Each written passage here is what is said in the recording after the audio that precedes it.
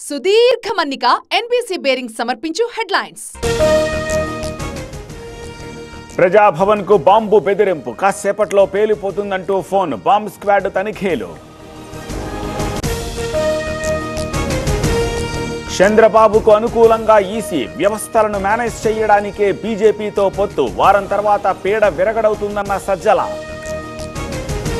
Postal ballot విషయంలో AP CEO guide lines, అభ్యంతరం తెలిపిన వైసీపీ నేతలు. ఏపీలోనే ఈ వెసులుబాటు ఎందుకని ప్రశ్న. కేసీఆర్ ఆనవాళ్లు లేకుండా ఎవ్వరూ చేయలేరు, పాటలు చిహ్నాలు మారిస్తే చరిత్ర మారదు, ఖమ్మం బీఆర్ఎస్ నేతల కమెంట్స్. ఎన్టీఆర్ ఘాట్లో లక్ష్మీ పార్వతి నివాళులు, ఏపీలో సుపరిపాలన కొనసాగుతుంది, జగన్కు ఎన్టీఆర్ ఆశీస్సులుంటాయని కమెంట్. ఎన్టీఆర్ ఘాట్లో నివాళులర్పించిన ఎర్రబెల్లి, ఎన్టీఆర్ నాకు రాజకీయ దేవుడు, భారతరత్న ఇవ్వాలని డిమాండ్. ఏపీలో రాజకీయ చైతన్యం తెచ్చింది ఎన్టీఆర్, ఏ పార్టీ అయినా ఆయన పేరు చెప్పుకోవాల్సిందే, విప్లవాత్మక సంస్కరణలు తెచ్చారన్న బాలకృష్ణ. తిరుపతి అల్లర్లపై పోలీసుల చర్యలు, 37 మంది టీడీపీ నేతలపై కేసులు, ఇప్పటికే 13 మంది వైసీపీ నేతల అరెస్ట్.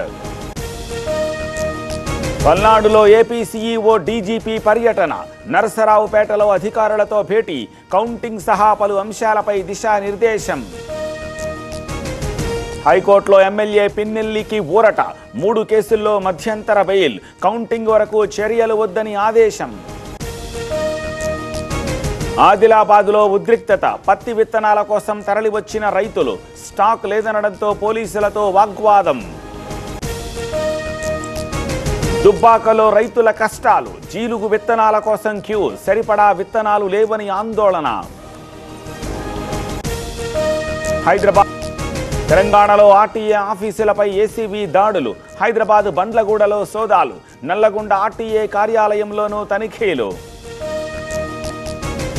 ఆందోళనలో రైతుల అగచాట్లు, విత్తనాల కోసం లైన్లో పాస్బుక్లు, కొరతను పట్టించుకోని అధికారులు. బెజవాడలో కలుషిత నీటి సమస్య, మొగల్ రాజపురంలో పలువురికి అస్వస్థత, మెడికల్ క్యాంపు ఏర్పాటు. భద్రాచలంలో ఫుడ్ సేఫ్టీ అధికారుల దాడులు, పలు హోటళ్లలో నిల్వ ఉంచిన ఆహారం గుర్తింపు, 2 రెస్టారెంట్లకు 25,000 జరిమానా. ఎన్టీఆర్ భావితరాలకు ఆదేశం, భారతరత్న ఇవ్వాలన్న చిరంజీవి, కేంద్రం మన్నిస్తుందని ఆశాభావం. ఎన్డీఏకు అనుకూల వాతావరణం, ఈసారి 400కు పైగా సీట్లు సాధిస్తాం, తప్పు చేస్తే ఎవరిని వదిలిపెట్టబోమన్న ప్రధాని. అసోంలో వరద బీభత్సం, తెగిపోయిన హాఫ్లాంగ్ సిల్సార్ రహదారి, రాకపోకలకు అంతరాయం. సుదీర్ఘ మన్నిక ఎన్బీసీ బేరింగ్ సమర్పించు హెడ్లైన్స్.